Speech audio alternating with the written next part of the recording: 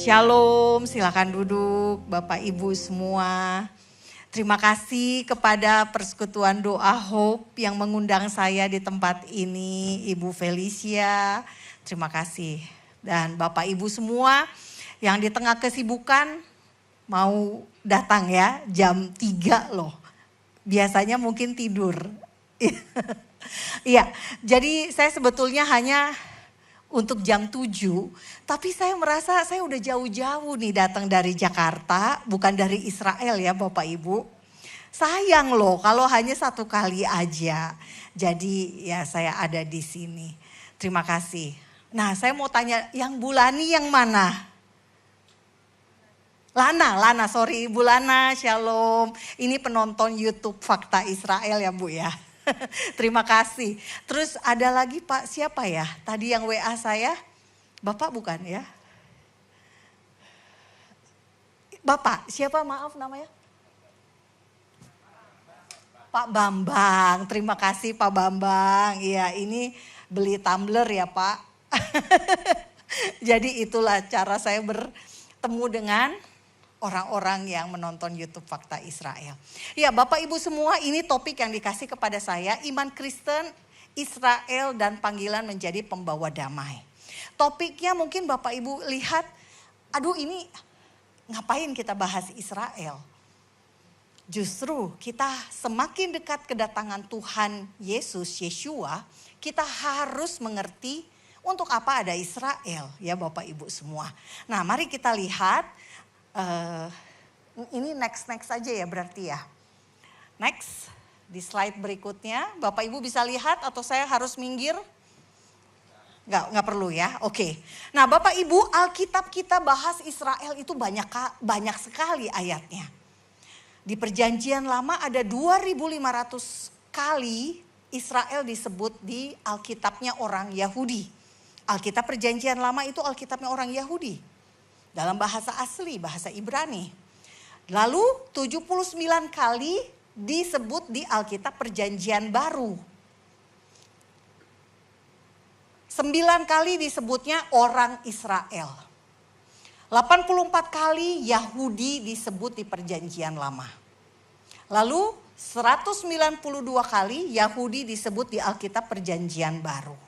Dan terakhir ayat-ayat tentang perjanjian ada 315 kali. Di Alkitab Perjanjian Lama ada 282 kali.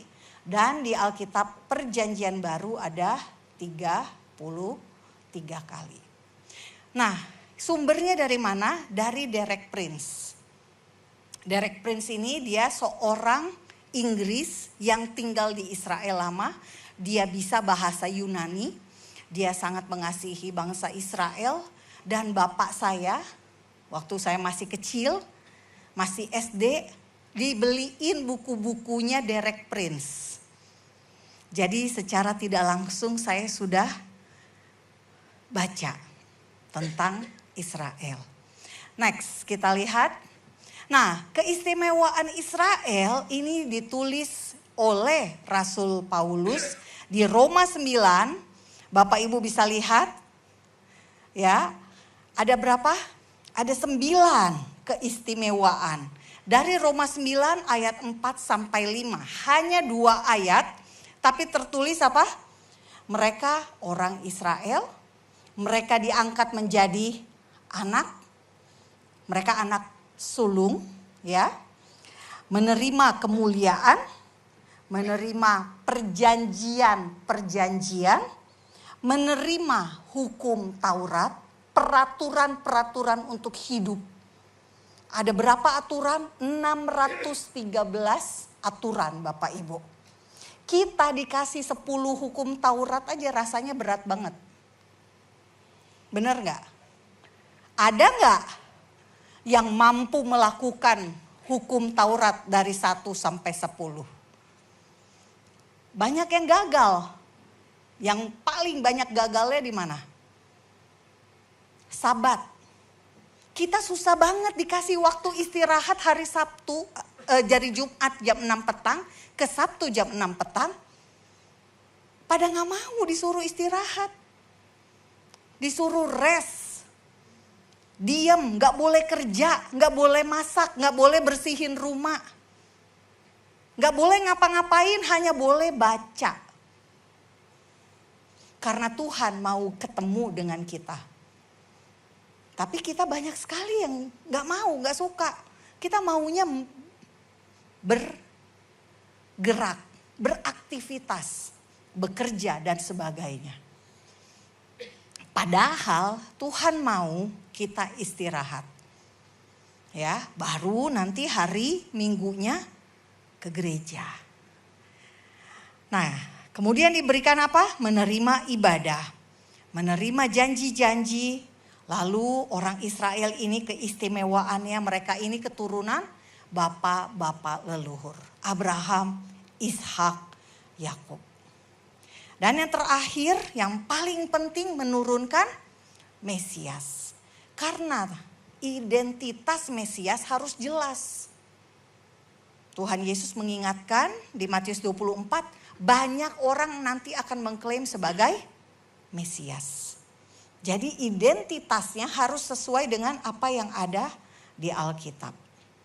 Yang kedua, kemudian pentingnya Israel bagi kita umat Kristen adalah kita satu. Banyak orang mau memisahkan. Menganggap Israel yang dulu dengan Israel yang sekarang sudah beda. Israel yang dulu dianggap sudah tidak ada. Yang sekarang gak jelas asal usulnya, sehingga dianggap mereka bukan bangsa Israel. Apakah seperti itu? Tentu tidak ya Bapak Ibu semua. Janji Tuhan ya dan amin. Ketika Tuhan berjanji menurunkan Mesias dari bangsa Israel, maka itu pasti akan tergenapi. Mesias adalah sebutan untuk yang diurapi. Yang diurapi adalah raja. Jadi Yesus itu belum menjadi raja. Belum duduk memerintah. Saya akan bahas soal ini nanti di jam 7. Nah, Bapak Ibu kita lihat Galatia 6 ayat 15 sampai 16. Ditulis di sini, sebab bersunat atau tidak bersunat tidak ada artinya. Tetapi menjadi ciptaan baru itulah yang ada artinya. Dan semua orang yang memberi dirinya dipimpin oleh patokan ini, turunlah kiranya damai sejahtera dan rahmat atas mereka dan atas Israel milik Elohim. Di Alkitab TB ditulisnya Allah, saya pakai Elohim. Karena itu identitas yang tepat buat kekristenan. Im artinya jamak, Adonai artinya jamak. Karena memang Tuhan kita Tritunggal, Trinitas. Paling gampang mengidentifikasi. Sehingga Tuhan kita berbeda dengan sesembahan dunia. Artinya apa di sini Bapak Ibu? Ciptaan baru. Itu yang penting. Namun Tuhan tidak melupakan Israel. Israel tidak dipunahkan, tidak dimusnahkan oleh Tuhan. Dia tetap ada. Bahkan ditulis di sini apa? Rahmat. Ya, atas mereka dan atas Israel milik Tuhan sendiri, milik Bapa. Efesus 2 ayat 12 sampai 13. Bahwa waktu itu kamu tanpa Kristus, orang kita, bangsa-bangsa non-Yahudi, tanpa Kristus, tanpa darah Kristus, kita tidak termasuk kewargaan Israel. Tapi karena darah Kristus, maka kita menjadi kewargaan Israel. Kita warga negara Indonesia, tapi kita juga kewargaan Israel. Kok bisa? Bisa. Karena darah Kristus. Ditulis di sini, karena kewargaan Israel, maka kita apa? Mendapat bagian dalam ketentuan yang dijanjikan. Kita karena darah Kristus, kita punya apa? Pengharapan. Yang ketiga, kita punya Elohim. Sebab tanpa darah Kristus kita tidak bisa punya akses kepada Bapa. Nah, di sini ditulis di ayat 13, tetapi sekarang di dalam Kristus Yeshua, kamu yang dahulu jauh sudah menjadi dekat oleh darah Kristus. Kita orang Kristen nih harusnya menjadi dekat dengan bangsa Israel, dengan orang Yahudi. Bukannya malah menjadi jauh. Kalau Bapak Ibu baca Efesus 2 ini, maka Bapak Ibu menemukan Rasul Paulus maunya apa? Tembok pemisah itu dihancurkan. Kita di masa modern ini kita malah bangun tembok pemisah. Yang jelas tidak sesuai dengan Alkitab. Nah, kita lihat sekarang keistimewaan Yahudi menurut Tuhan Yesus sendiri. Yeshua bicara di Yohanes 4 ayat 22. Kamu menyembah apa yang tidak kamu kenal. Bicaranya kepada siapa? Orang Samaria. Orang Samaria adalah orang dari Asyur. Yang dibawa dari Asyur dipindahkan, transmigrasi gitu ya. Dipindahkan dari Asyur musuhnya Israel ke Samaria. Samaria adalah ibu kota kerajaan Israel Utara. Orang-orang 10 suku yang di Israel Utara itu dipindahkan ke Asyur. Makanya murid-murid heran ketika Tuhan Yesus, Yeshua bicara dengan perempuan Samaria di sumur Yakub. Karena orang Asyur itu musuh orang Israel. Orang Asyur itu terkenal kejam. Orang Asyur, Nineve. Yunus takut ke Nineve. Kenapa? Karena mereka itu tipikal Hamas di masa lalu. Bahkan lebih kejam daripada Hamas. Musuh-musuh orang Asyur akan dikuliti, dimutilasi,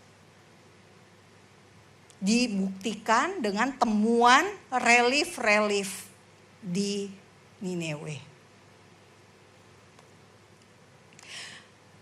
Nah, dikatakan oleh Yeshua di sini, kamu menyembah apa yang tidak kamu kenal. Kami menyembah apa yang kami kenal. Sebab keselamatan datang dari bangsa Yahudi. Tidak ada orang Yahudi, maka tidak akan ada Yeshua. Yeshua artinya apa? Tuhan menyelamatkan. Yah menyelamatkan. Setiap nama di Alkitab ada artinya. Abraham, Ishak, Yakub, Israel. Ada artinya. Makanya nama Yeshua juga penting. Ada artinya. Kita mau sebut Yesus, no problem. Saya 5 kali sembuh dari berbagai penyakit yang berbeda. 5 penyakit yang berbeda, doa dalam nama Yesus. Tapi ketika saya tahu kebenaran bahwa nama itu punya arti, saya berusaha melatih diri saya menyebut sesuai dengan nama aslinya. Nama Yeshua.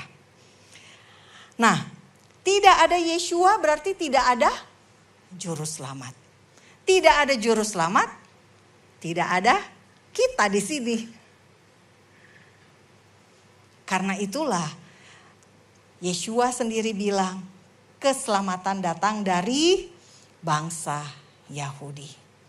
Nah, kita lihat Bapak Ibu sekarang ini Kristen dan Yahudi adalah satu. Rujukannya dari mana?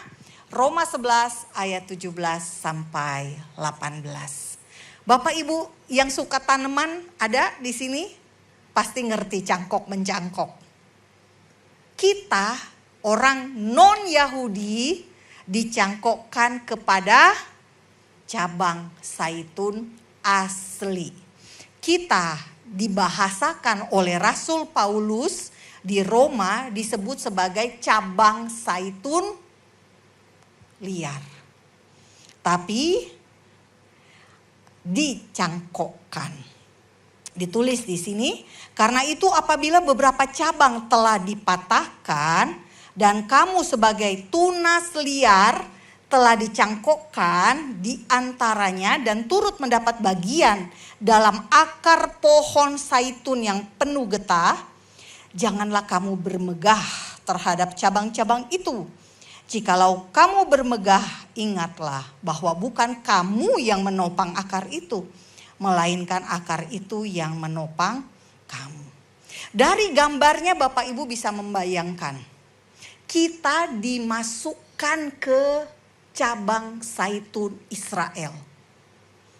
Artinya kalau cabang zaitun asli busuk, kita ikut busuk gak? Busuk lah pasti. Kalau cabang zaitunnya yang asli tidak bisa tumbuh, apakah kita bisa tumbuh? Gak bisa ya. Kalau kita mengutuki cabang zaitun asli, bisa nggak kalau kita bilang sama saja kita mengutuki diri kita sendiri? Ya Bapak Ibu bener kan? Karena kita satu cabang.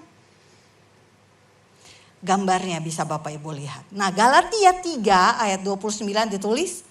Dan jikalau kamu adalah milik Kristus, maka kamu juga adalah keturunan Abraham. Meski kita orang Indonesia. Tapi kita berhak menerima janji Elohim. Nah, kita lihat lagi. Ini perkataan-perkataan Tuhan Yesus sendiri, Yeshua terkait Israel. Dari Matius 8 ayat 10, iman sebesar perwira Romawi tidak dijumpai Yeshua di antara orang Israel. Ada Matius 10 ayat 6, Yeshua mengutus 12 murid kepada domba yang hilang dari umat Israel. Dan seterusnya ya Bapak Ibu bisa lihat. Tapi yang menurut saya menarik adalah Matius 10 ayat 23. Yeshua bilang begini kepada murid-murid. Jika ada penganiayaan ya, mereka harus apa? Lari ke kota-kota yang ada di Israel. Tapi dikatakan di sini apa? Sebelum kamu selesai mengunjungi kota-kota Israel, Anak Manusia sudah datang. Saya baru 11 kali ke Israel. Belum semuanya tempat saya kunjungi. Dan saya yakin sebelum saya mengunjungi kota-kota Israel itu Tuhan sudah datang. Karena waktunya sudah sangat singkat. Next. Rujukan Yeshua dan Israel juga Bapak Ibu bisa lihat di sini. Matius 2 ayat 6, imam kepala dan ahli Taurat Yahudi kepada Raja Herodes. Dari Bethlehem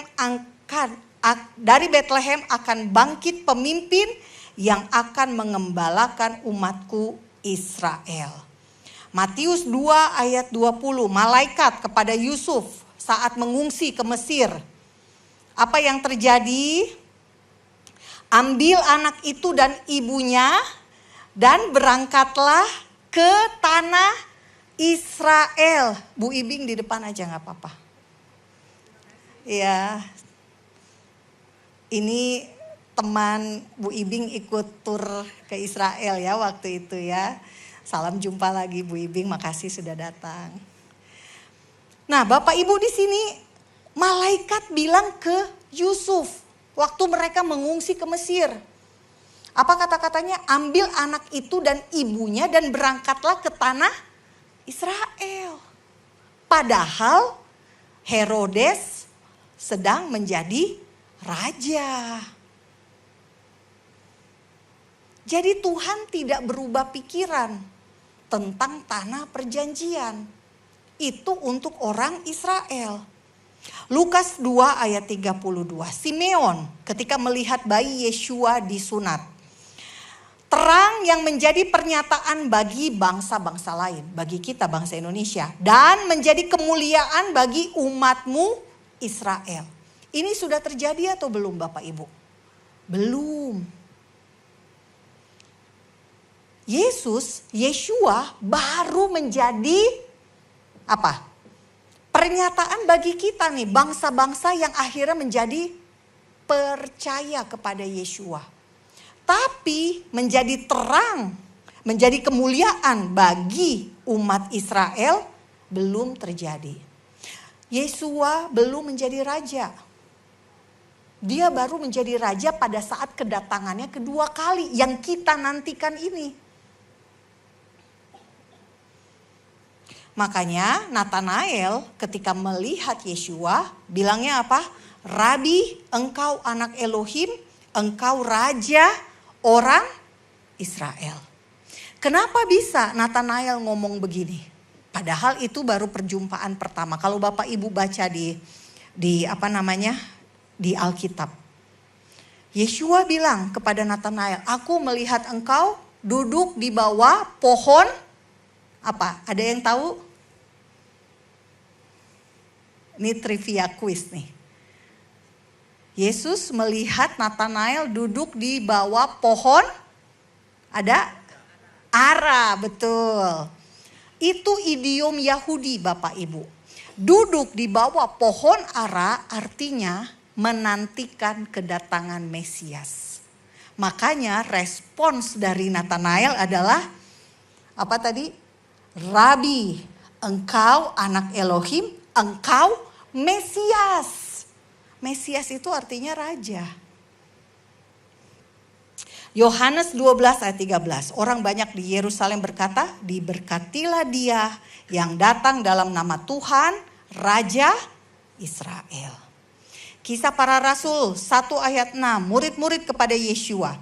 Tuhan, maukah engkau pada masa ini memulihkan kerajaan bagi Israel? Lalu Yeshua jawabnya apa? Engkau tidak perlu mengetahui masa dan waktu. Karena Bapa yang menetapkannya sendiri. Jadi pasti akan ada, pasti akan tergenapi kerajaan itu. Wahyu 5 ayat 5, singa dari suku Yehuda, tunas Daud telah menang. Dan dia akan memerintah sebagai raja. Nah karena itu Bapak Ibu, kalau kita ngomongin tentang tanah perjanjian, kita bicara tentang Israel, maka kita tahu Israel ada untuk tempat kelahiran Yeshua pertama kali. Ini peta di masa Israel di masa Tuhan Yesus.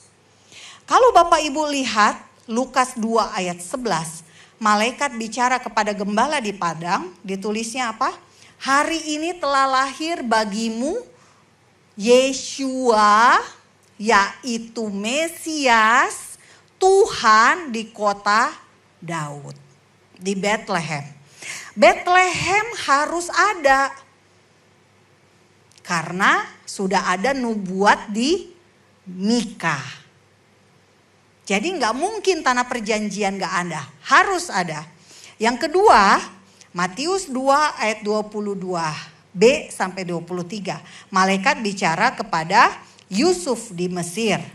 Karena dinasehati dalam mimpi, pergilah Yusuf ke daerah Galilea. Setibanya di sana ia pun tinggal di sebuah kota bernama Nazaret. Hal itu terjadi supaya genaplah firman yang disampaikan oleh nabi-nabi bahwa ia akan disebut orang Nazaret. Jadi Bapak Ibu, kedatangan Yeshua yang pertama sudah tergenapi. Lahir di Bethlehem di tanah perjanjian, menjadi orang Nazaret di tanah perjanjian juga. Tapi next kita lihat, inilah para penjajah tanah perjanjian. Saya ambil dari Kores saja. Kores bukan penjajah, tapi Kores adalah pembebas. Koreslah yang memulangkan orang Yahudi yang dibuang oleh Babel. Dikembalikan kemana? Ada yang tahu? Orang Yahudi yang dibuang oleh Babel, Nebukadnezar, dikembalikan oleh Kores ke Sion. Betul, ke Yerusalem. Makanya Kores ini adalah Sionis pertama di dunia. Karena dia memulangkan orang Yahudi kembali ke Sion. Ali Khamenei, pemimpin Republik Islam Iran, waktu kemarin dimakamkan, dikatakan dia seperti Kores, pendiri kerajaan Persia yang agung. Gak cocok Bapak Ibu. Sebab Kores mengasihi orang Yahudi. Ali Khamenei ingin memusnahkan bangsa Israel. Kores memulangkan kembali ke Israel. Darius memberikan dana.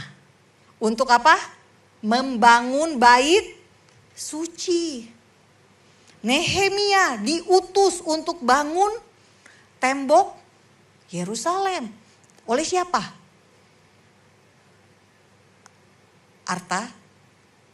Artasasta ya. Benar gak? Jadi raja-raja Persia di Alkitab gak ada yang anti Israel. Tapi di masa modern Iran menjadi anti Israel. Nah, kemudian Alexander Agung muncul. Yunani pecah menjadi 4 kerajaan. Kerajaan yang terakhir namanya Seleukia. Mereka menista pemimpinnya namanya Antiochos. Yang keempat menista bait suci. Bait suci diapain Bapak Ibu? Ditaruh dewa-dewa Yunani. Dipersembahkan kepala babi. Generasi imam besar melawan. Apa yang terjadi? Mereka menang. Bait suci ditabiskan kembali, disucikan kembali. Dan menorah kaki dian, 6 kaki dian yang hanya cukup minyaknya untuk 1 malam, ternyata menyala sampai 8 malam. Itulah yang disebut dengan Hanukkah. Hari pentabisan bait suci. Tuhan Yesus berjalan-jalan di Serambi Salomo pada hari Hanukkah. Kemudian generasi imam besar, generasi Hasmonean menjadi penguasa atas Yudea. Lalu terjadi perpecahan, Romawi masuk. Di masa Romawi awal inilah Yeshua lahir. Tahun 70 Masehi, bait suci kedua, bait suci zaman Yesus, zaman Yeshua dihancurkan oleh Romawi. Orang Yahudi diperbudak, dibawa ke Roma. Sejak saat itulah orang Yahudi terdiaspora ke Eropa. Sebelumnya mereka terdiaspora ke Babel. Persia menguasai 127 wilayah dari Ethiopia sampai India. Makanya ada orang Yahudi Ethiopia, Beta Israel, ada orang Yahudi India, Bnei Menashe. Sekarang 70 Masehi terdiaspora ke Eropa. Di tahun 135 Masehi, nama Yudea diubah jadi Palestina oleh Kaisar Hadrian. Sejak saat itu nama Yudea dilupakan dunia. Mereka pakainya nama Palestina. Lalu Romawi menjadi Kristen, lalu agama baru muncul abad ke-6. Umar bin Khattab datang ke Yerusalem, mengepung Yerusalem selama 3 tahun. Akhirnya Yerusalem jatuh dan dikuasai Islam. Sejak saat itu menjadi kekuasaan Islam, tanah Israel. Paus Urbanus II mengirim pasukan salib dengan tujuan merebut kembali tanah perjanjian dari Islam. Lalu mereka dikalahkan oleh generasi Ayyubid. Pemimpinnya Saladin. Saladin orang Kurdi. Mereka dikalahkan oleh Mamluk dari Mesir. Mamluk dikalahkan oleh Turki Utsmani. Turki Utsmani dikalahkan oleh Inggris. Bapak Ibu perhatikan, tidak pernah ada yang namanya penjajah Palestina. Tidak pernah ada yang namanya Palestina. Karena nama Palestina itu dibikin oleh Kaisar Romawi Hadrian. Jadi bukan rujukan kepada sebuah tanah, wilayah, atau bangsa. Nah, kita masuk ke Israel modern. Setelah Inggris berhasil mengalahkan Ottoman pada Perang Dunia Pertama, Ottoman berkuasa atas Israel itu 400 tahun Bapak Ibu. Tanah perjanjian 400 tahun. Setelah Ottoman kalah, tanah bekas jajahan Ottoman itu dikuasai Inggris. Namun hanya berupa mandat, hanya terbatas waktunya. Sampai 1947. Nah, Israel harus lahir kembali.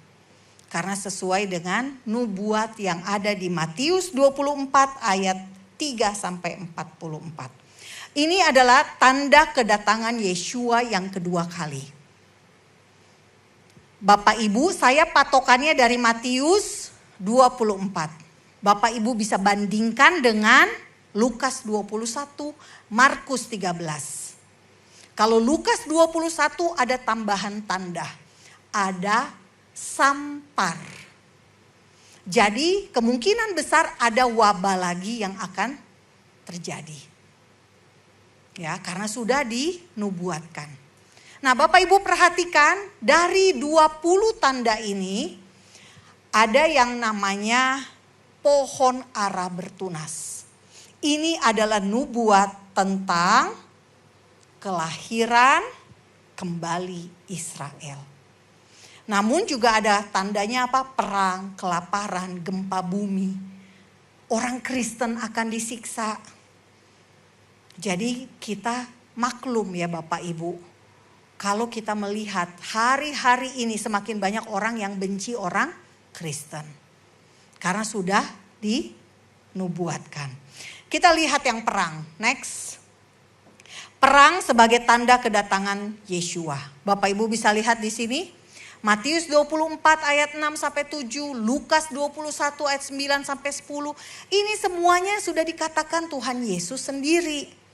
Kamu akan mendengar deru perang atau kabar-kabar tentang perang. Namun berawas-awaslah jangan kamu gelisah. Yang di Lukas ditulis apa? Jangan kamu terkejut. Karena semuanya harus terjadi. Tapi itu belum berarti kesudahannya. Bangsa akan bangkit melawan bangsa. Bangsa dalam bahasa Yunani, Greka, etnos. Bukan berarti negara melawan negara Bapak Ibu. Tapi bisa terjadi suku melawan suku. Seperti dulu di Kalimantan ada suku Dayak dengan suku Madura. Etnos melawan etnos. Kita lihat lagi. Masih tentang perang. Next. Mengapa Iran menyerang Sarah. Mengapa Israel menyerang Iran? Karena yang 28 Februari Israel yang menyerang Iran. Jawabannya karena Iran menyerang Israel duluan Bapak Ibu. Tahun 2024. Bulan April sama Oktober. Tapi mujizat terjadi dalam 2 kali serangan. Tidak ada korban dari sisi Israel. Itu mujizat. Karena apa? Tuhan melindungi Israel. Dia gak salah apa-apa, dia diserang kok. Ya. Lalu baru di Juni 2025 Israel menyerang Iran. Nah, mengapa Israel menyerang Iran kemarin? Ya, Februari 2026. Karena Iran memiliki bom nuklir. Bom nuklir Bapak Ibu dibikin dari uranium. Uraniumnya kadarnya sampai 90%. 60% ke atas sudah bahaya. Iran punya uranium 60% dengan kadar kadar uranium 60% dengan berat 441 kilogram. Untuk membuat satu bom nuklir hanya butuh 40 kilo. Jadi Iran bisa bikin 10. Israel karena saking kecilnya gak kelihatan di peta. Luasnya hanya 22.000 kilometer persegi. Hanya butuh satu bom nuklir. Dan uranium itu tidak seperti BBM. Yang harus dibawa dengan mobil tangki. Gak perlu. Uranium cukup dibawa ransel. Jadi bisa dibawa oleh siapa saja, kapan saja keluar dari Iran. Nah itu yang bahaya. Ada yang bawa uranium di sini di tasnya? Karena gak kelihatan Bapak Ibu. Bisa ditaruh di tas ransel. Nah yang ketiga, Iran ingin melenyapkan Israel targetnya 2040. Kenapa kita bisa tahu targetnya?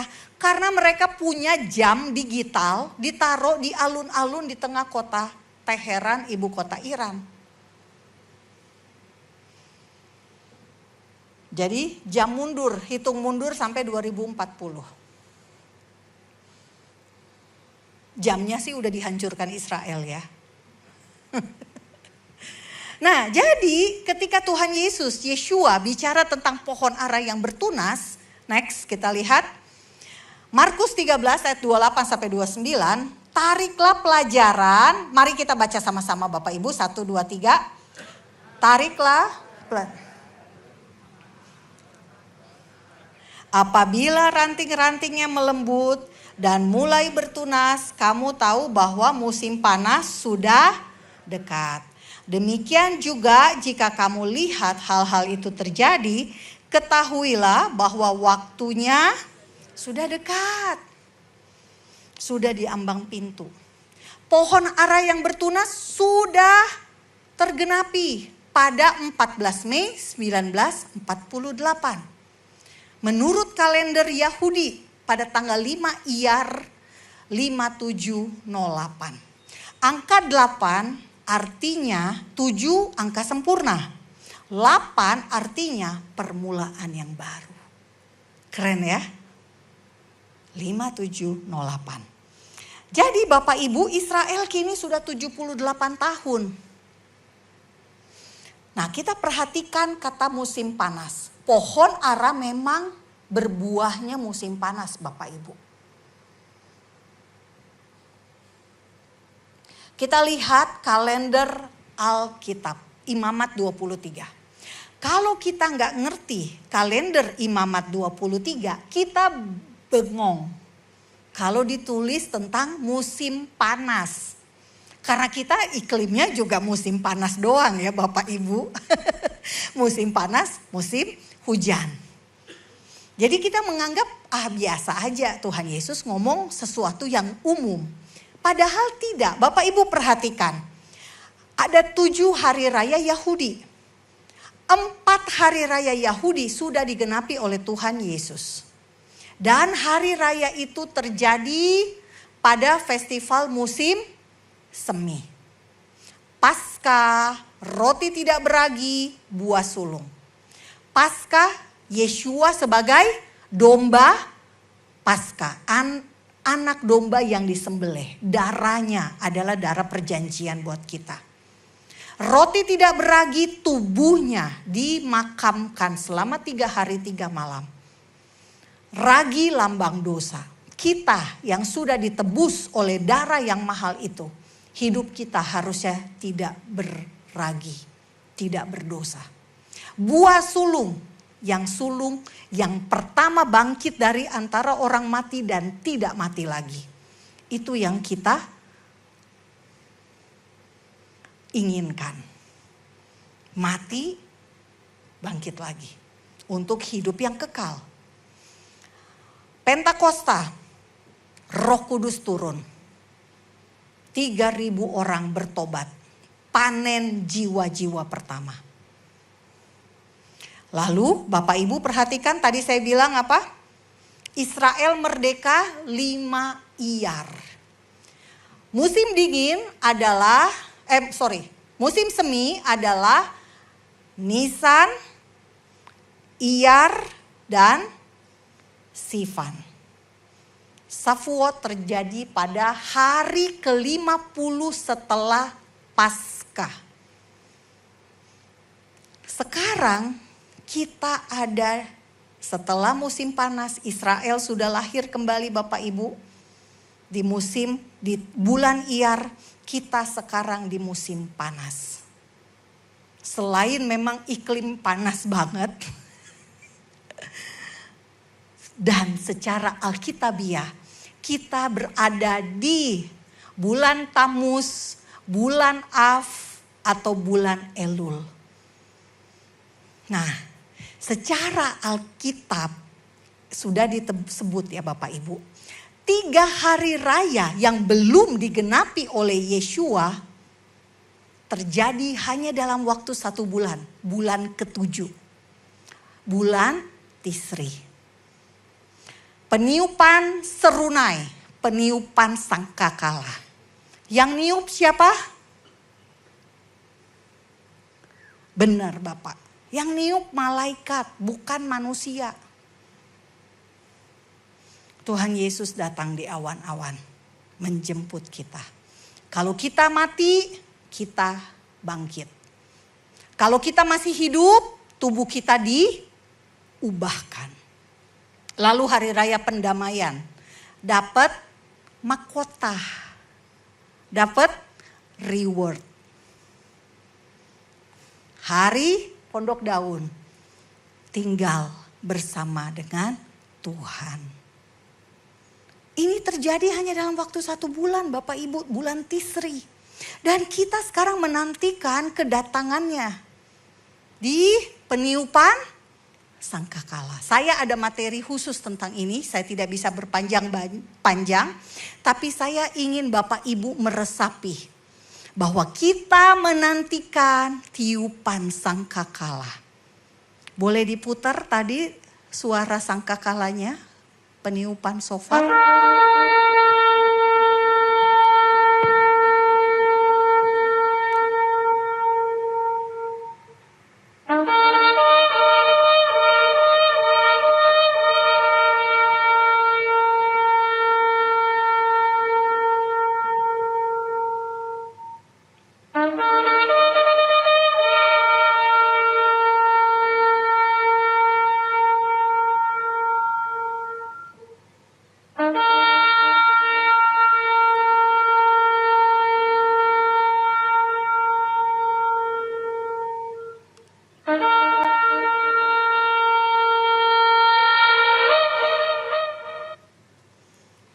Amin. Ayatnya Bapak Ibu, Matius 24 ayat 31. Dan ia akan menyuruh keluar malaikat-malaikatnya dengan meniup sangkakala yang dahsyat bunyinya. Dan mereka akan mengumpulkan orang-orang pilihannya dari keempat penjuru bumi. Dari ujung langit yang satu ke ujung langit yang lain. Baru di ayat 32-nya tariklah pelajaran dari perumpamaan tentang pohon ara. Jadi Bapak Ibu, ketika bunyi shofar terdengar, itu adalah hari raya yang dinantikan, hari raya kelima. Karena itu belum digenapi, Yeshua belum datang. Nah, balik lagi ke Israel modern. Kita lihat Bapak Ibu, Israel ketika dia lahir kembali, dia bukan memerdekakan dirinya sendiri. Tanpa dasar, tanpa rujukan. Tapi ada rujukannya dari resolusi PBB 181.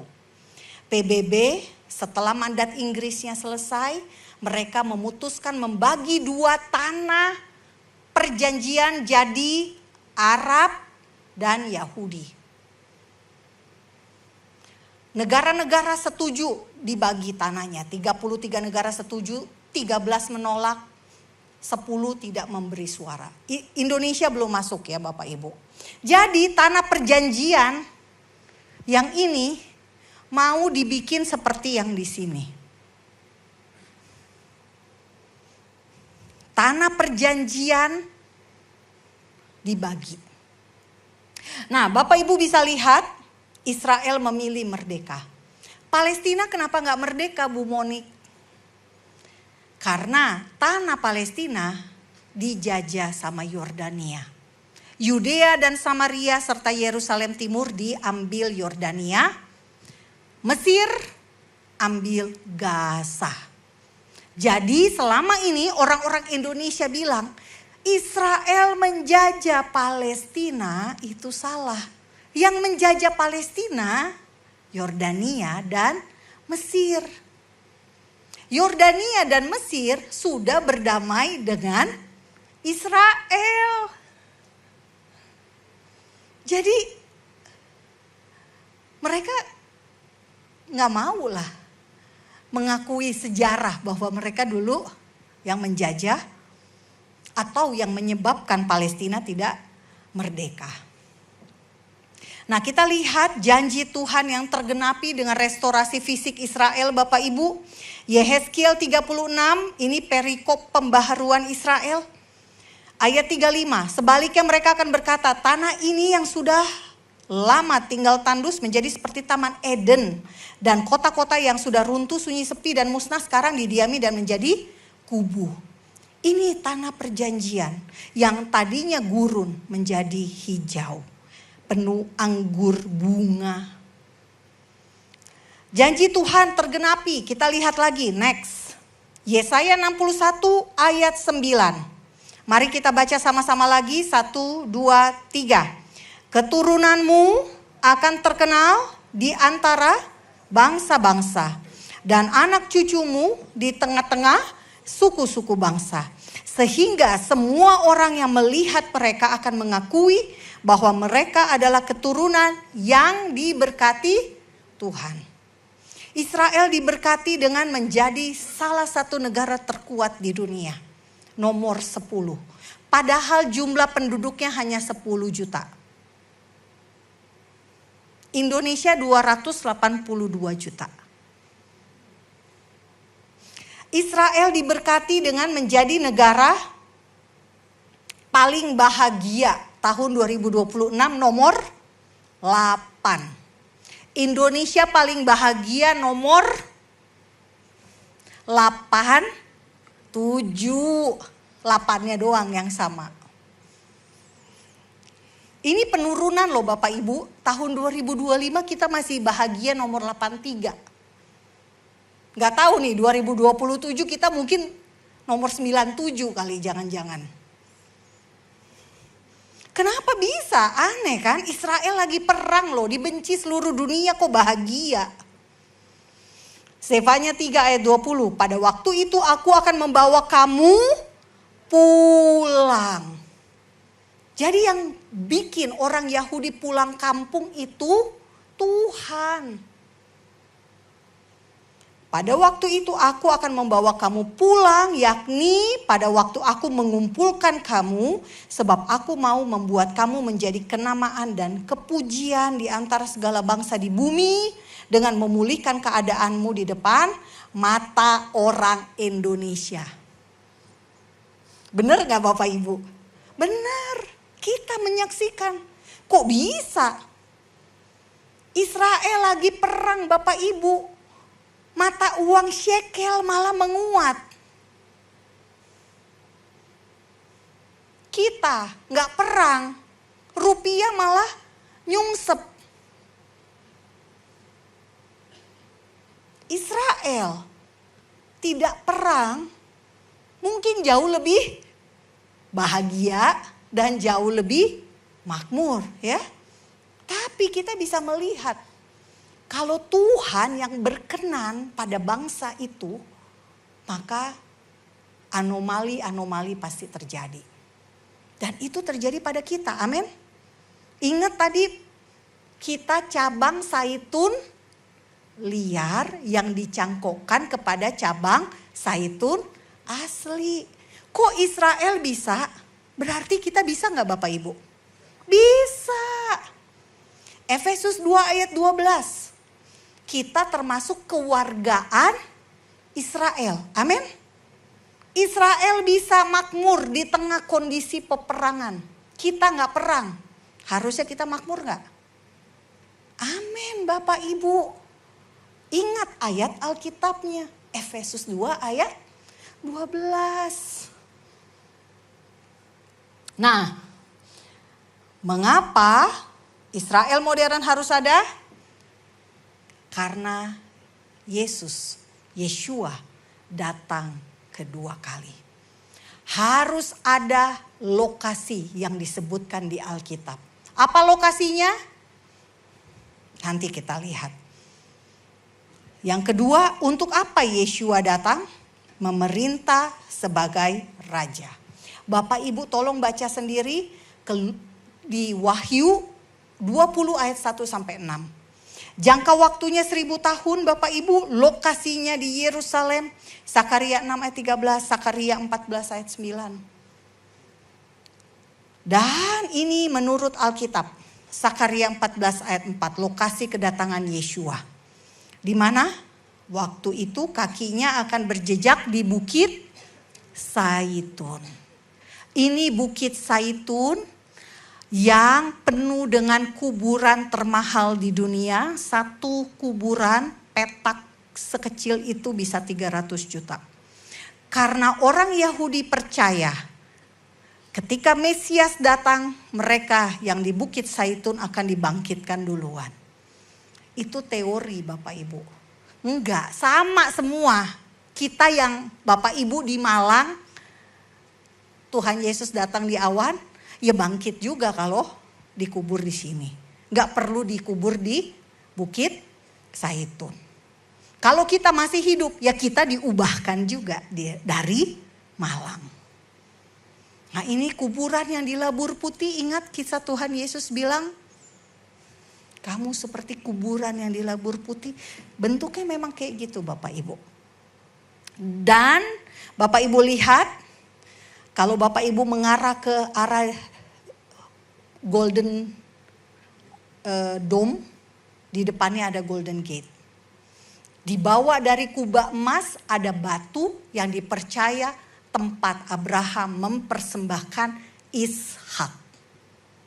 Situ tempatnya. Jadi bangsa Israel sampai kedatangan Tuhan Yesus yang kedua kali masih ada nggak? Masih. Ayatnya di mana? Kita lihat. Ada di Wahyu 7 ayat 4 sampai 8.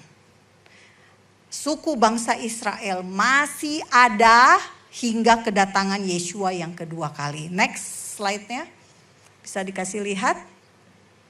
Dan bahkan ketika kerajaan Mesianik di Yehezkiel 48. Ada 144.000 orang Yahudi yang akan menjadi penginjil. Kenapa mereka yang jadi penginjil? Karena Bapak, Ibu, dan saya sudah gak ada. Nah, sekarang kita lihat Bapak Ibu, karena temanya hari ini menjadi pendamai. Bisa nggak kita menjadi pendamai? Pertama, kita kembali ke tanda yang disebutkan oleh Tuhan Yesus, Matius 24. Salah satu tanda yang disebutkan adalah cara hidup seperti zaman Nuh. Bapak Ibu, biasanya kita akan mengaitkan dengan zaman Nuh itu adalah zaman kawin mawin. Padahal Alkitab bicara tentang Kejadian 6 ayat 11 dan 13. Adapun bumi itu telah rusak di hadapan Elohim dan penuh dengan kekerasan. Berfirmanlah Elohim kepada Nuh, aku telah memutuskan untuk mengakhiri hidup segala makhluk, sebab bumi telah penuh dengan kekerasan oleh mereka. Jadi aku akan memusnahkan mereka bersama-sama dengan bumi. Bapak Ibu, bumi penuh dengan kekerasan. Sekarang sama seperti di masa Nuh. Tapi Tuhan tidak akan menghukum dengan air, tapi dengan api. Bapak Ibu bisa lihat, ini daftar kekerasan Hamas dan Jihad Islam serta kelompok teror lainnya pada 7 Oktober 2023. Orang diculik 251. Yang dibunuh lebih dari 1.200 orang. Satu hari diculik 251 orang, bayangin. Termasuk anak-anak. 2 Petrus 2 ayat 5, ini masih mengikuti Nuh. Masih bicara tentang Nuh. Dan jikalau Elohim tidak menyayangkan dunia purba, tetapi hanya menyelamatkan Nuh, pemberita kebenaran itu dengan 7 orang lain, ketika ia mendatangkan air bah atas dunia orang-orang fasik. Di sekitar kita Bapak Ibu banyak orang-orang fasik. Israel melawan teroris. Bukan hanya teroris tapi juga pemerkosa. Kita lihat ayatnya adalah, sebab mata Tuhan tertuju kepada orang-orang benar dan telinganya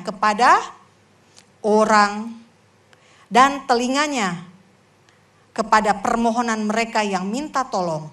Tetapi wajah Tuhan menentang orang-orang yang berbuat jahat. Jadi Bapak Ibu, ternyata ditemukan data bahwa terjadi yang namanya kekerasan seksual secara sistematik. Perempuan-perempuan yang ditawan itu diperkosa. Perempuan-perempuan ketika serangan teror Hamas terjadi, mereka memperkosa dulu sebelum membunuh.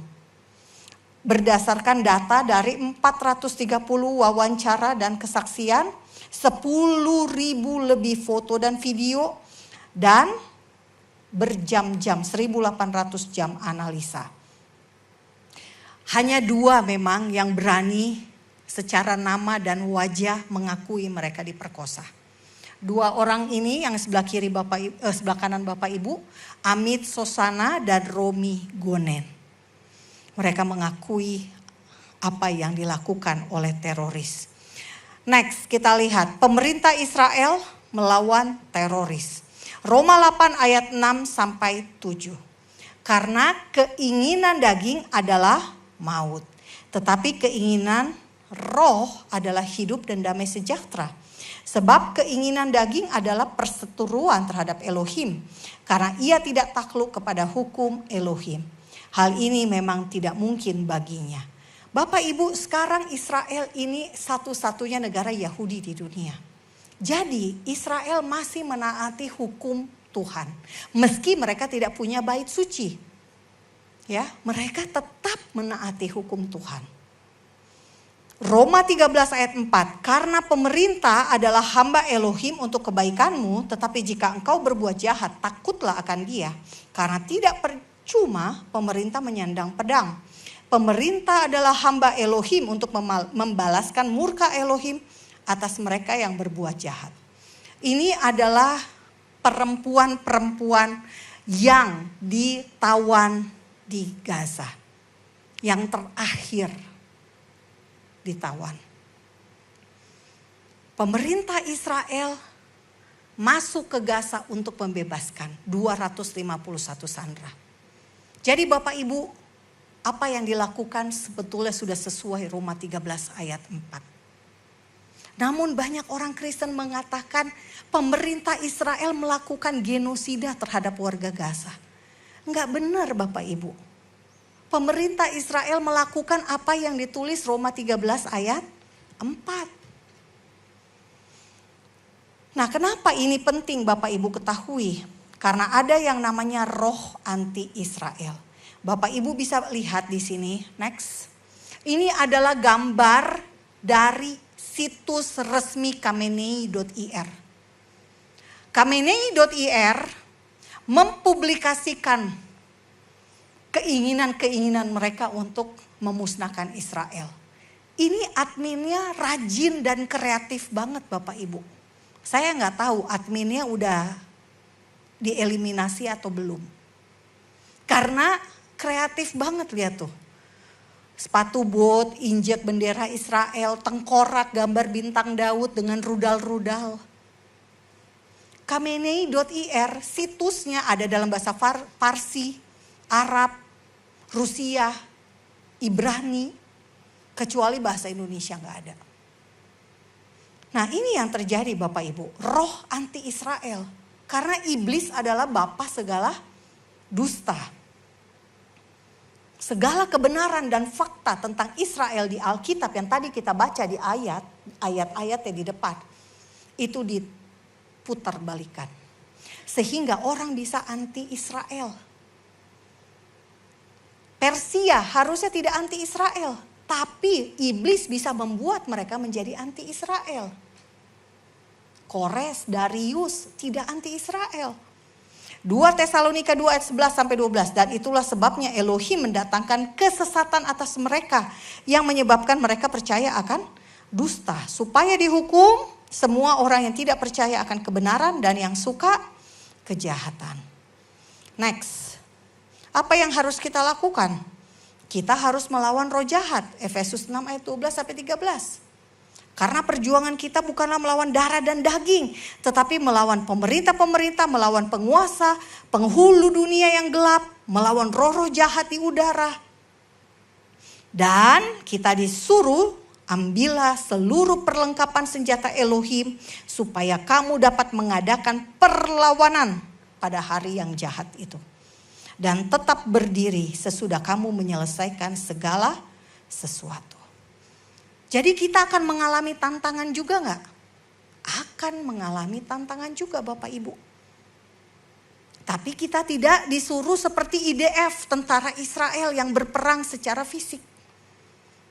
Mungkin orang-orang Kristen di Nigeria, orang-orang Kristen di Sudan, Sudan Selatan, Ethiopia harus melawan secara fisik karena persekusinya juga sungguh nyata. Belum di Indonesia, belum terjadi di Indonesia. Nah, next. Tuhan ingat kejahatan. Ini yang terjadi Bapak Ibu di Israel.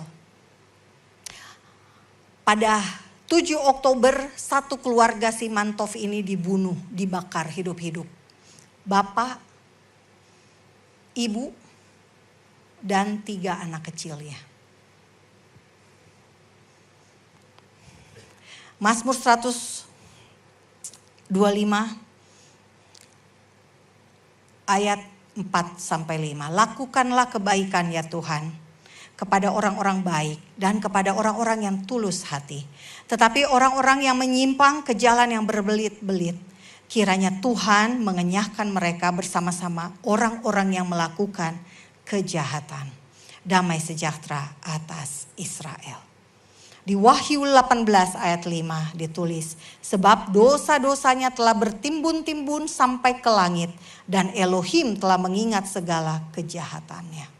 Saya percaya semua pelaku kejahatan, kekerasan terhadap orang-orang Kristen di Ethiopia, di Nigeria, Tuhan ingat kejahatan mereka. Matius 13 ayat 41 sampai 42. Orang benar versus orang jahat. Dikatakan di sini anak manusia akan menyuruh malaikat-malaikatnya dan mereka akan mengumpulkan segala sesuatu yang menyesatkan dan semua orang yang melakukan kejahatan dari dalam kerajaannya. Semuanya akan dicampakkan ke dalam dapur api. Di sanalah akan terdapat ratapan dan kertakan gigi. Demikian juga pada akhir zaman malaikat akan datang memisahkan orang jahat dan orang benar. Jadi kita masih tinggal di dunia bersama orang jahat.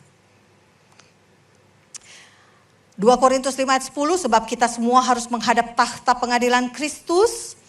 Itu tadi ya, hari pendamaian. Setiap orang memperoleh apa yang patut diterimanya sesuai dengan apa yang dilakukannya dalam hidupnya ini, baik ataupun jahat.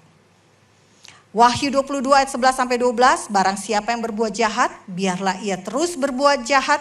Barang siapa yang cemar, biarlah ia terus cemar. Dan barang siapa yang benar, biarlah ia terus berbuat kebenaran. Barang siapa yang kudus, biarlah ia terus menguduskan dirinya. Sesungguhnya aku datang segera dan aku membawa upahku untuk membalaskan kepada setiap orang menurut perbuatannya. Jadi Bapak Ibu, kita lihat. Tuhan melihat orang benar dan orang jahat. Kita berharap kita semua menjadi orang-orang benar. Karena damai hanya bisa jika ada kebenaran. Kita lihat slide-nya Bapak Ibu. Dikatakan di sini apa? Orang yang suka damai akan ada masa depan. Tapi di Mazmur 120 ayat 6 sampai 7 ditulis, aku ini suka perdamaian, tetapi apabila aku berbicara, maka mereka menghendaki perang. Ini yang dialami oleh Israel. Damai baru bisa terjadi ketika Sakaria 6 ini tergenapi. Ketika Tuhan Yesus Sang Raja Damai itu datang. Nah, Bapak Ibu, kita lihat dunia melawan kebenaran. Slide terakhir. 1 Yohanes 4 ayat 6. Kami berasal dari Elohim. Barang siapa mengenal Elohim, ia mendengarkan kami. Barang siapa tidak berasal dari Elohim, ia tidak mendengarkan kami. Itulah tandanya roh kebenaran dan roh yang menyesatkan. 2 Korintus 13 ayat 8. Karena kami tidak dapat berbuat apa-apa melawan kebenaran, yang dapat kami perbuat ialah untuk kebenaran. Roh Kudus adalah roh kebenaran. Selama kita ada Roh Kudus, maka kita bisa menilai mana kelakuan orang fasik, mana kelakuan orang benar. Kita bisa menilai mana kebenaran versi Alkitab dan mana yang bukan kebenaran. Amin. Terima kasih Bapak Ibu semua. Kiranya ini boleh menjadi berkat. Mari kita tutup dengan doa. Bapa, kami minta roh kebenaran untuk selalu memberikan pengertian, memberikan hikmat, menuntun kami pada kebenaran demi kebenaran yang Engkau berikan melalui Alkitab-Mu. Berikan kepada kami kekuatan untuk tetap menjadi orang benar sehingga ketika Engkau datang kembali Tuhan, Engkau melihat kami sebagai orang-orang benar yang teguh berdiri hingga Engkau datang. Terima kasih di dalam nama Yeshua, Raja yang kami nantikan kedatangannya kedua kali kami berdoa. Amin. Silakan, boleh? Untuk sesi selanjutnya bisa ada sesi tanya jawab untuk semua. Ya, silakan. Ya kan.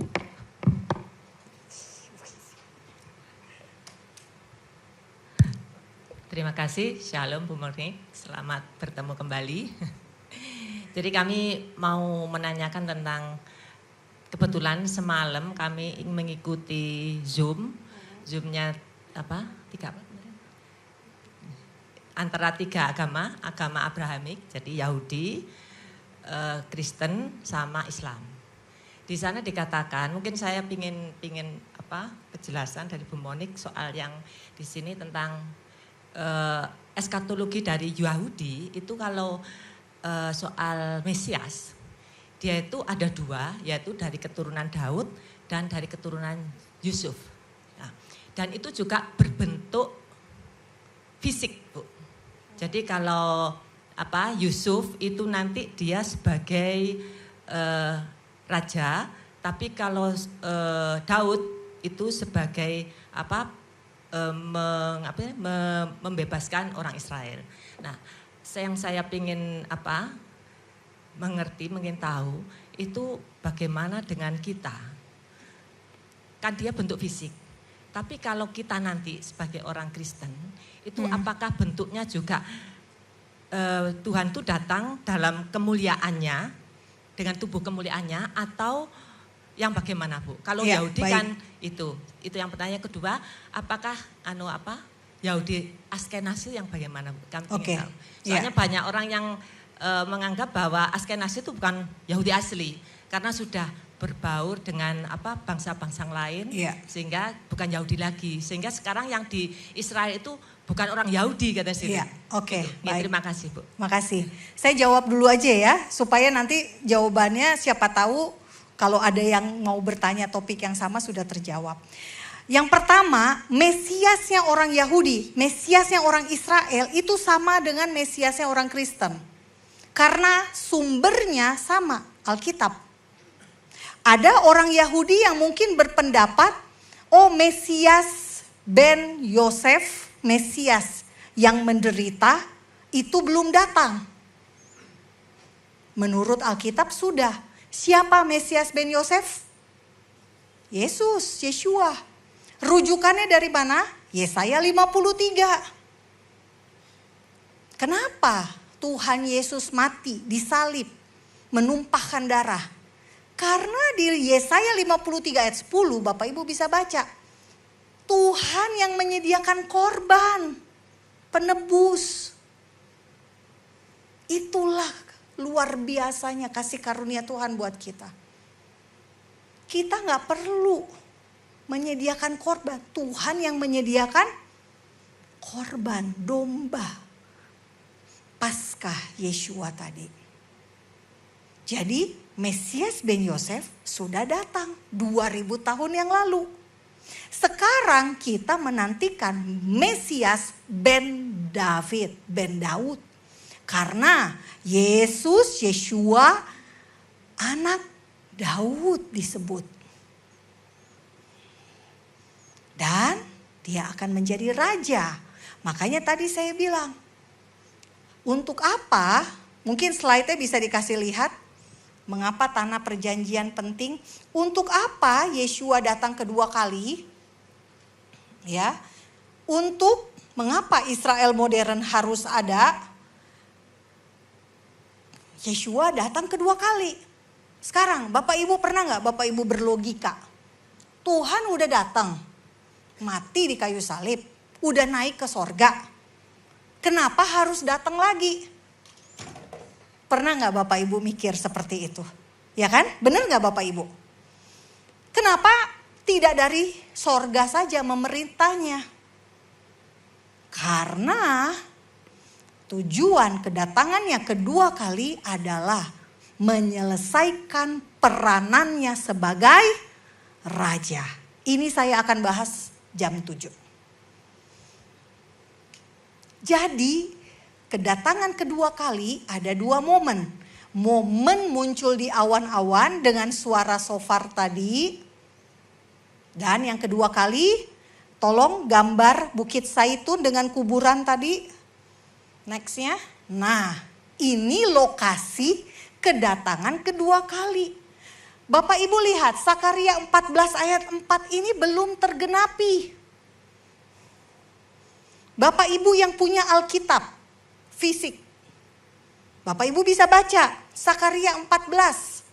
Perikop yang diberikan Lai apa? Atau di Alkitab HP juga mungkin ada. Kemenangan terakhir Tuhan menjadi raja di Yerusalem. Ini belum terjadi Bapak Ibu. Kerajaan 1000 tahun. Itulah periode jangka waktu pemerintahan kerajaan 1000 tahun. Artinya, orang Yahudi dan orang Kristen sama-sama menantikan Mesias yang sama. Rabi yang bicara semalam mungkin punya pandangan teologi yang berbeda. Tapi patokan kita hanya Alkitab.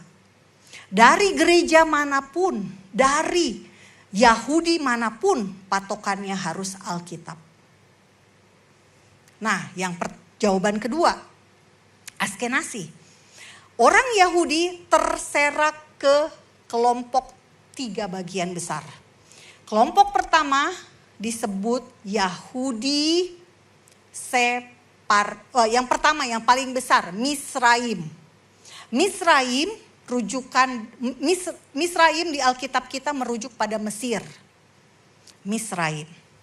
Orang-orang Yahudi dibuang ke Babel. Di Babel mereka tidak semuanya pulang kembali ke Yerusalem.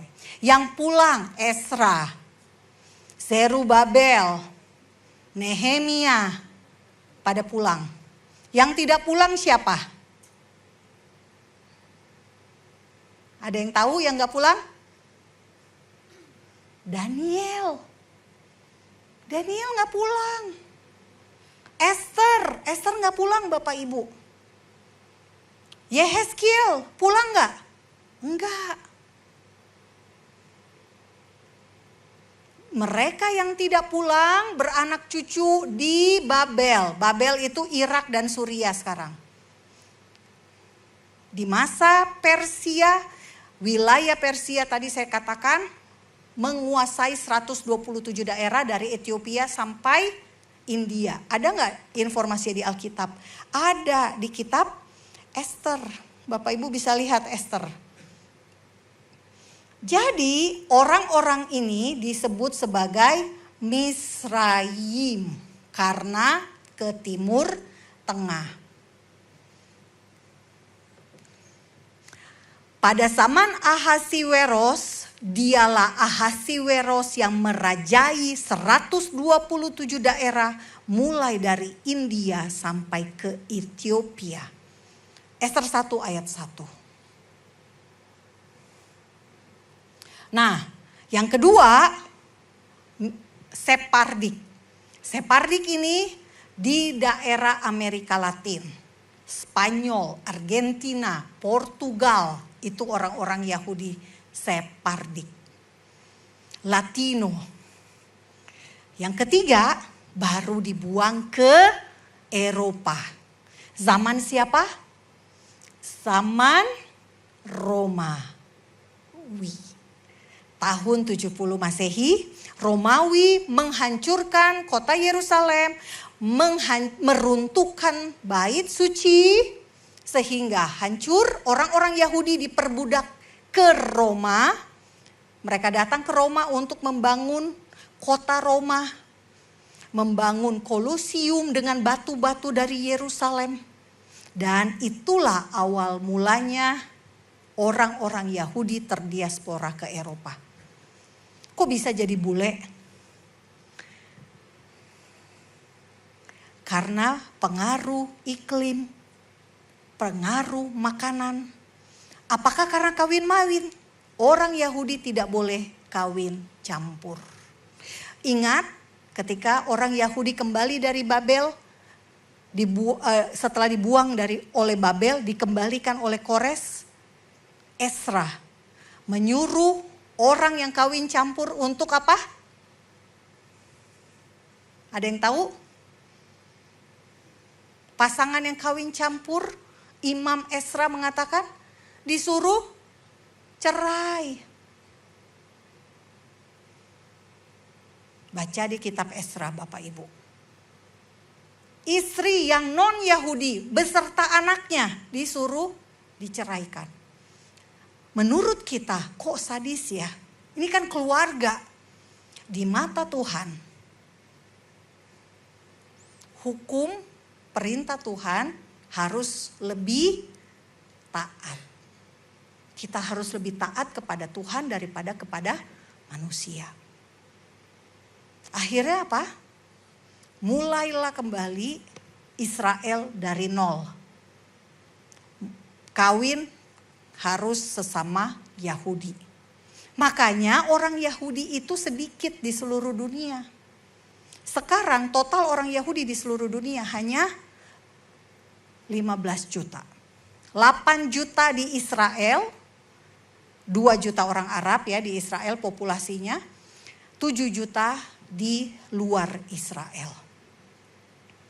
Nah itu dia, orang Yahudi karena mereka agama Yudaisme terikat dengan hukum Taurat. Makanan harus kosher. Ya, tidak boleh makan lele, kepiting, udang, kerang dan sebagainya. Ikan harus laut dalam, nggak bisa makan yang lain-lain. Harus sabat.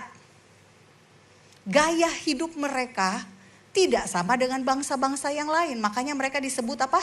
Kudus. Dari kata kados, artinya dipisahkan. Mereka tidak sama dengan bangsa-bangsa lain.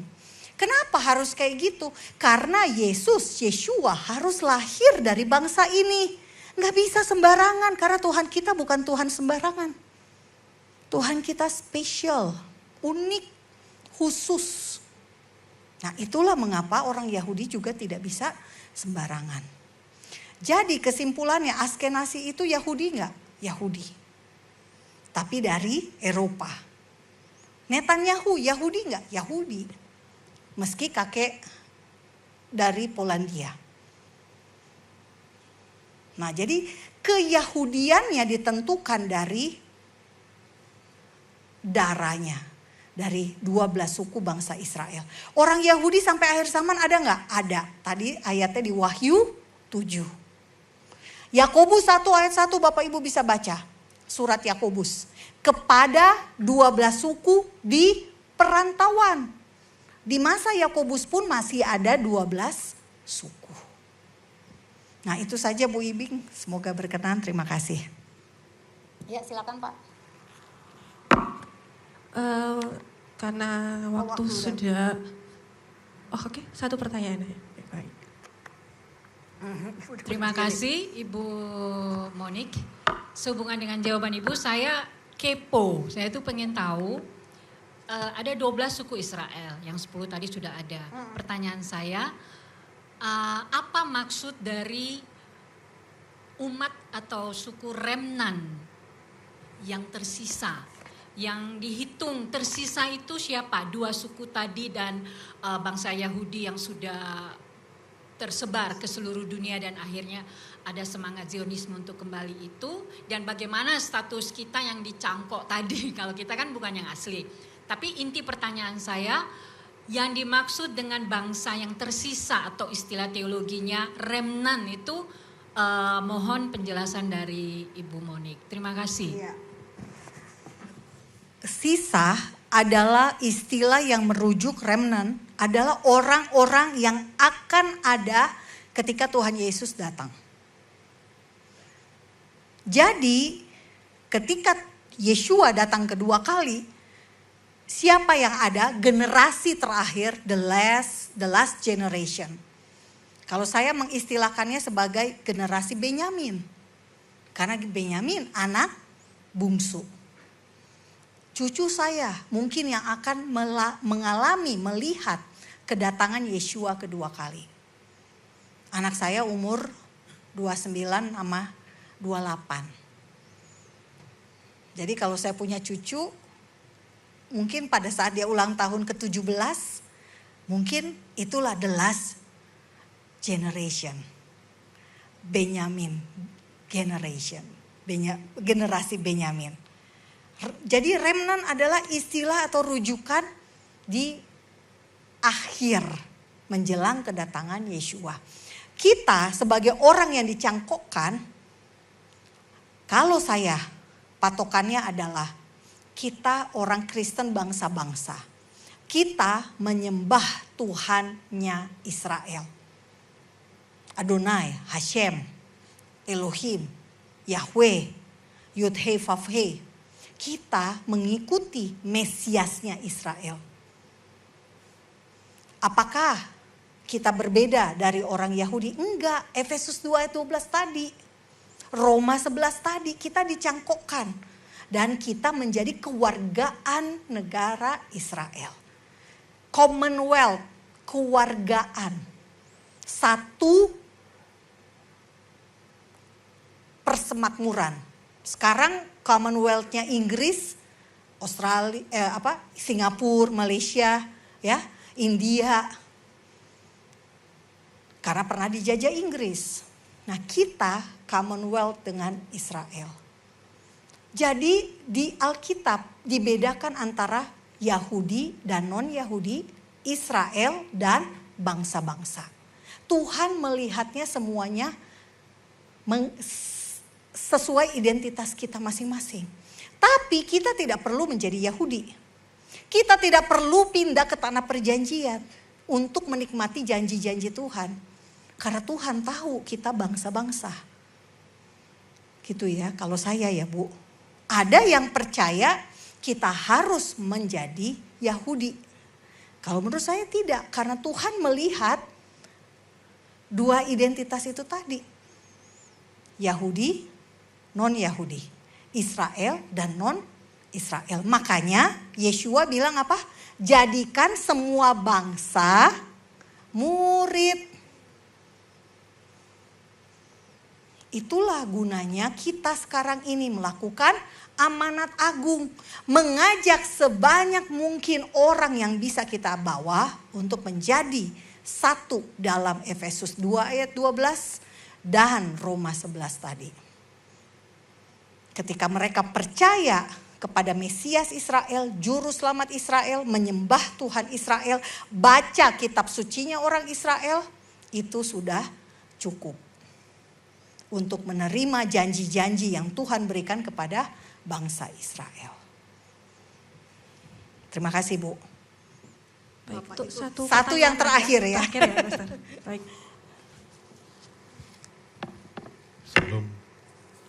Selamat siang Bu Monik, terima kasih. Ya. Shalom Pak. Hari yang baik, hari yang penuh sukacita hari ini. Terima kasih kami sudah dapat banyak pencerahan tentang Israel, tentang Yahudi. Satu hal Bu, saya ingin bertanya tentang Israel yang kekinian. Tentunya ada hubungannya dengan politik. Oke. Saya juga beberapa kali melihat Ibu di YouTube maupun di televisi berkaitan dengan Israel masa kini. Iya. Menurut pandangan Ibu, dengan situasi kondisi yang sekarang, terlepas dengan perang Iran, terlepas sekarang dengan Gaza yang hancur-hancuran, yang paling tren Libanon Bu. Di satu sisi kalau saya kilas balik dengan penjelasan Ibu tentang Hamas, itu adalah sisi-sisi kemanusiaan yang tidak ada, nol, hancur. Nah sebaliknya sekarang ini Bu, bagaimana tanggapan Ibu melihat situasi Libanon, Gaza yang sedemikian rupa? Meski tadi kita juga dengar itu adalah satu tanah perjanjian. Iya. Bukan Israelnya sebetulnya, tapi dijajah Mesir dan Yordan kan demikian. Nah, kondisi saat ini, terutama orang Indonesia juga lebih Arab Bu daripada orang Indonesia sendiri. Kadang kita juga, mohon maaf Bu, kita lebih Yahudi daripada orang Yahudi. Saya mohon pandangan Ibu, pencerahan dari Ibu. Terus terang Bu, saya belum pernah ke tanah Israel Bu. Ya, Ibu sudah 11 kali, tetapi ada sesuatu yang menurut saya mayoritas orang Kristen 100% ataupun mendekati 100% itu selalu berpihak pada Israel. Kenapa Bu? Karena kami dari kecil udah ditanamkan bahwa Israel itu adalah bangsa yang kesayangan Tuhan, bangsa pilihan, dan itu adalah tanah perjanjian. Nah, kita ini kan tadi udah dijelasin juga, kita ini kan cangkokan Bu ya. Nah, relevansinya dengan Israel yang saat ini, modern ini Bu. Itu aja Bu, terima kasih. Ya, baik, terima kasih. Jadi relevansi Bapak Ibu mengetahui Israel modern supaya Bapak Ibu semakin tertanam pada iman kita. Bapak Ibu tidak mudah digoyahkan ke sana kemari. Kenapa? Karena di Matius 24, Lukas 21, Markus 13 bicara tentang penyesatan. Dan penyesatan itu yang paling sering dan nyata dilakukan saat ini adalah tentang isu Israel. Yang tadi saya sudah paparkan tadi, ada roh anti-Israel yang menolak kebenaran dan lain sebagainya. Orang fasik versus orang benar. Nah, Bapak Ibu, kita menjadi orang yang dicangkokkan sehingga kita mengerti tujuan iman kita adalah untuk menantikan 3 hari raya yang belum digenapi. Secara pribadi, ya kita menantikan itu, benar nggak Bapak Ibu? Tujuan iman kita adalah ketika Tuhan Yesus datang, pada saat sangkakala di bumi, kita ada di mana? Gitu ya. Karena hanya orang benar yang dibangkitkan Bapak Ibu. Orang benar dibangkitkan untuk masuk ke kerajaan 1000 tahun. Memerintah bersama dengan Yeshua. Yang gak benar, yang tidak dibangkitkan, akan diadili di pengadilan tahta putih. Nanti setelah kerajaan 1000 tahun. Di Alkitab kita kaya dengan segala informasi ini. Supaya kita tidak bingung. Makanya Israel modern itu penting Pak. Karena disitulah Tuhan kita akan memerintah. Itulah yang tidak ingin iblis lakukan. Makanya operasi 7 Oktober 2023 yang dilakukan Hamas namanya operasi Badai Al-Aqsa. Al-Aqsa ada di mana? Yerusalem. Intifada. Serangan teror yang ingin dilakukan yang ketiga kalinya adalah intifada untuk merebut Yerusalem. Jadi semua sasarannya adalah Yerusalem. Palestina mau berdiri di atas tanah Yudea dan Samaria. Ibu kotanya apa? Yerusalem. Kalau Bapak bilang tadi Gaza hancur, 0 kemanusiaan. Bapak Ibu, Israel demi membebaskan 251 sandera yang dibawa ke Gaza dan ada 2 sandera tentara yang sudah ditawan, jadi total 253 sandera. Israel mengirim tentara. Jumlah tentara yang mati jauh lebih besar, 3 kali lipat daripada jumlah sandera yang dibebaskan. Tapi itu harus dilakukan. Kalau tidak, apa iya mereka bilang udahlah daripada tentara kita mati, yang 251 biarin aja di Gaza. Mungkin gak pemerintah ngomong kayak gitu? Gak mungkin. Indonesia, pelaut Indonesia disandra perompak Somalia. Apa yang dilakukan pemerintah Indonesia? Kasih tebusan dari uang pajak kita nih. Lebanon sekarang mau berdamai Pak dengan Israel.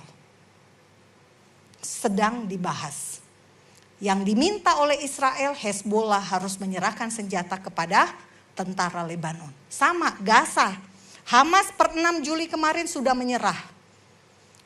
Kami bukan lagi Pemda di Gaza. Bukan Pemda, tapi senjata terornya masih ada. Itulah yang harus diserahkan kepada pasukan stabilitas internasional ISF. Yang sudah ada pasukannya namanya dari Maroko, Albania, Kosovo. 2 yang belum datang dari Kazakhstan dan Indonesia. Kita berdoa supaya TNI yang dikirim dari Indonesia adalah anak-anak Tuhan. Agar mereka menjadi berkat buat orang Israel dan orang Gaza. Kenapa rumah-rumah di Gaza harus dimusnahkan?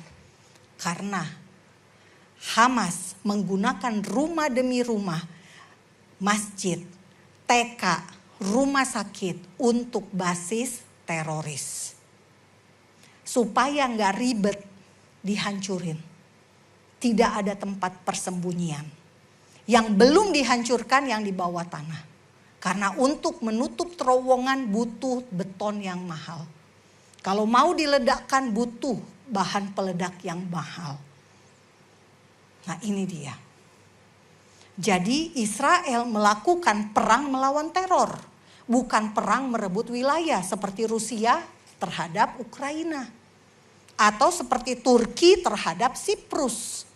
Turki menguasai Siprus Barat.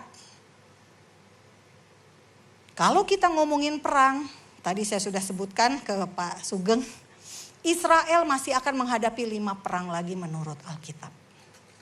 Tapi karena waktunya habis, saya tidak bisa jelaskan apa 5 perang itu.